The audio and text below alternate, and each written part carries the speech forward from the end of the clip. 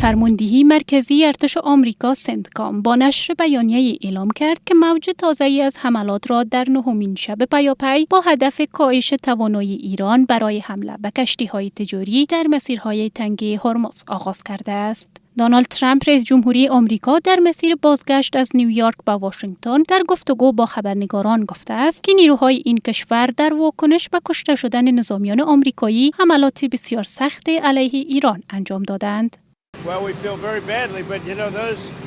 ما امشب دوباره ضربه بسیار سخت به آنها وارد کردیم. این کار را به احترام 3 میهن پرست انجام دادیم که احتمالاً جان خود را از دست دادند. ایران آسیب بسیار شدید دیده و از نظر نظامی تقریباً همه چیز خود را از دست داده است. آنها تعداد موشک، مقدار پهپاد و کم ظرفیت تولید دارند که آن هم چندان زیاد نیست. ما تنگه هرمز را در کنترل خود داریم و آنها هیچ کنترل بر هیچ چیزی ندارند. کاری که اکنون انجام می‌دهیم بسیار بزرگتر از گذشته است و هدف ما این است که هر گونه احتمال دستیابی آنها به توانایی ساخت سلاح هسته‌ای را از بین ببریم.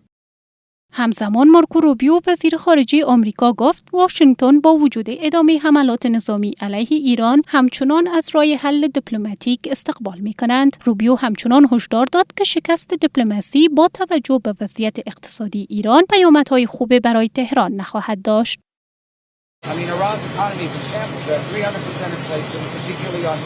آنها همچنان پیام می‌فرستند که خواهان گفتگو و مذاکره هستند، اما ما بر رفتارشان پاسخ می‌دهیم. رفتار آنها شلیک موشک و پهپاد به سوی کشتی‌ها از جمله در همین شب است.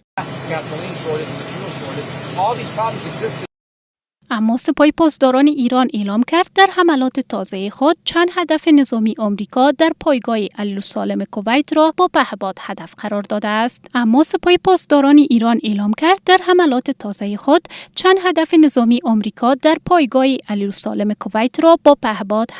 داده است. این نهاد مدعی شد یک سامانه رادار هشدار زودهنگام آمریکا را منهدم کرده و تجهیزات هوایی، آشیانه پهپادهای MQ-9 و چند پهپاد آمریکایی را هدف قرار داده است. اسماعیل بقایی سخنگوی وزارت خارجه ایران گفت دیپلماسی با دفاع در تضاد نیست و تهران همزمان از مسیر مذاکره و دفاع استفاده می کند.